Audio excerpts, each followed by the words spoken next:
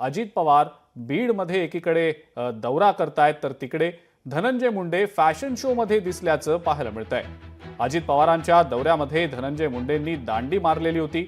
आजारपणाचं कारण सांगून खरं तर धनंजय मुंडे फॅशन शोच्या कार्यक्रमात दिसल्यानं आता आश्चर्य व्यक्त होत आहे। मुलीचा फॅशन शो असल्यानं धनंजय मुंडे अनुपस्थित होते असं आता समोर येताना दिसतंय।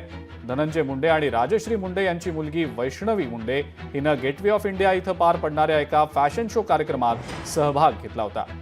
या कार्यक्रमात वैष्णवी मुंडे सहभागी असल्यानं धनंजय मुंडे आणि राजश्री मुंडे यांनी या कार्यक्रमाला उपस्थिती लावल्याची माहिती आता समोर येतेय।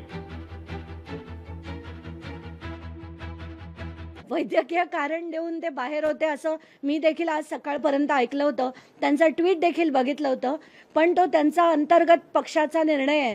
त्यांना काय करायचंय, पक्षाने साईडलाईन केलंय, काय केलंय त्याच्यात मला पडायची बिलकुल इच्छा नाही। आमचा लढा जो आहे तो या लोकांसाठी आहे, सामान्य जनतेसाठी आहे आणि तो मी देत राहणार। लोकशाही मराठी ऐका, पहा, जागरूक रहा।